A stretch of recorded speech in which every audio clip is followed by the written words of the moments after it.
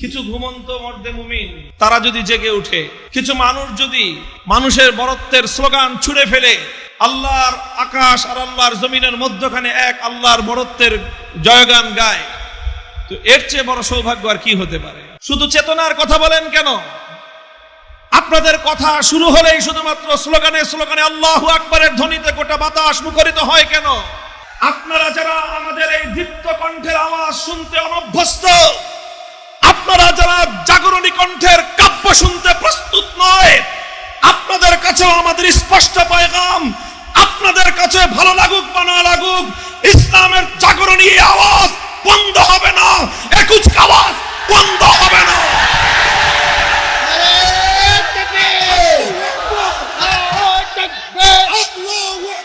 যে কথায় মানুষের মধ্যে রক্ত টকবগিয়ে উঠবে, যে কথায় মানুষ ঘুমন্ত মুমিনরা জেগে উঠবে, যে কথায় মুমিনের মধ্যে উত্তেজনা তৈরি হবে, এবং যে কথার কারণে এক একজন মুমিন আল্লাহু আকবারের স্লোগানে আকাশ বাতাস মুখরিত করবে, আর যে কথায় এক একজন ইমানদার শাহাদাতের প্রেরণায় পাগল পারা হবে, এটাও ইসলামের কথা। কথা বলেন। সমস্যা হলো আমাদের সমাজ শুধুমাত্র ওই দরদ মাখা কান্না মাখা কণ্ঠের আওয়াজ শুনতে প্রস্তুত, অভ্যস্ত। শুধু নম্র কণ্ঠের হ্যাঁ ভাই ইনশাআল্লাহ আমরা সকলেই করব, মেরে মোহতারাম দোস্ত আজিজ আর বুজুর্গ আমরা সবাই রাজি আছি তো ইনশাআল্লাহ, এই আওয়াজ শুনতে শুনতেই আমরা শুধু অভ্যস্ত। আমরা শুধুমাত্র আলোচনার মধ্যে দ্বীনি মাসাইল এবং দ্বীনি বিভিন্ন বিষয়ের মাসআলা মাসাইল শুনতে অভ্যস্ত। আমাদের এই সমাজের একটা বড় সমস্যা হলো আল্লাহর দ্বীনের বিজয়ের পয়গাম শুনতে তারা প্রস্তুত না। মুহতারাম হাজিরিন, ইসলামের প্রত্যেকটা কথাই আপনাকে বরদাস্ত করতে হবে। আল্লাহর রাসূল সাল্লাল্লাহু আলাইহি ওয়াসাল্লাম যেমনি ভাবে তিনি যখন আলোচনা করতেন, নবীজির অনেক আলোচনার ধরন এমন হতো, হাদিসের পাতাগুলোর মধ্যে লেখা হয় জারাফাত মিনহাল উয়ুন ওয়া ওয়াজিলাত মিনহাল কুলুব। নবীর আলোচনায় মুমিনদের দিলগুলো নরম হয়ে যেত, দুচোখ বেয়ে অশ্রুধারা ঝর্ণাধারার মতো অশ্রু প্রবাহিত হতো। এই আলোচনা যেমন রাসূল আকরাম সাল্লাল্লাহু আলাইহি ওয়াসাল্লাম করতেন। আবার আল্লাহর পয়গম্বর কখনো কখনো এমন আলোচনা করতেন, ইশতাদ্দা গাযাবুহু ওয়া আলা সাওতুহু কান্নাহু মুনজিরু জাইশিন ইয়াকুল সাব্বাহাকুম ওয়া মাসসাকুম।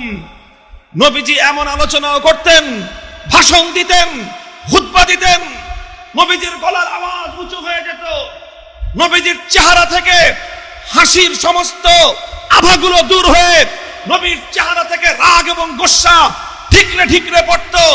আল্লাহর নবী এমন ভাবে ঈমানদারদেরকে কমান্ড করতেন, নির্দেশ দিতেন, কান্নাহু মুনজিরু জাইশিন, মনে হতো তিনি একজন সেনা প্রধান, তার সম্মুখে অবস্থিত সকল ঈমানদাররা তার সৈনিক, সেনা প্রধান তার সৈনিকদেরকে নির্দেশ জারি করছে, এমন ভাবে আল্লাহর রাসূল সাল্লাল্লাহু আলাইহি ওয়াসাল্লাম বক্তব্য দিতেন। নবীজির সে কথাগুলোতে সাহাবায়ে কেরামের রক্তে জোশ উঠত। আল্লাহর পয়গম্বরের সে কথাগুলোতে সাহাবায়ে কেরাম শাহাদাতের চেতনায় উজ্জীবিত হতেন। নবীর সেই এক বক্তব্যে সাহাবায়ে কেরাম জান্নাতের পাগল পারা হয়ে শহীদ মৃত্যুর তামান্না নিয়ে জিহাদের ময়দানে ছুটে যেতেন।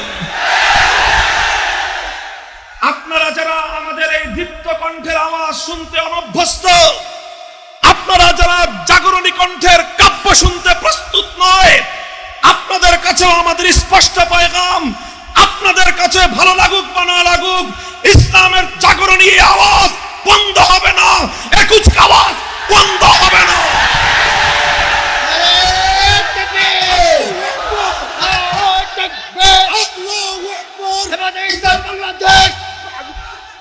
জিন্দাবাদ জিন্দাবাদ, নারায়ে তাকবীর। মুহতারাম হাজিরিন, মুহতারাম হাজিরিন, অনেকে বলে যে কিছু কথা আস্তে বলেন, কিছু কথা মাঝে মাঝে জোরে বলেন, এত বেশি জোরে বলেন কেন? আপনাদের আলোচনায় এত বেশি স্লোগান হয় কেন? বন্ধুগণ, একই কথা আমাদের কওমি মাদ্রাসা শিক্ষা ব্যবস্থার ব্যাপারেও অনেকে আছে দরদি হয়ে আমাদেরকে উপদেশ দেয়। কি উপদেশ দেয়? বলে যে শুধু আখেরাত শিখলেই কি হবে?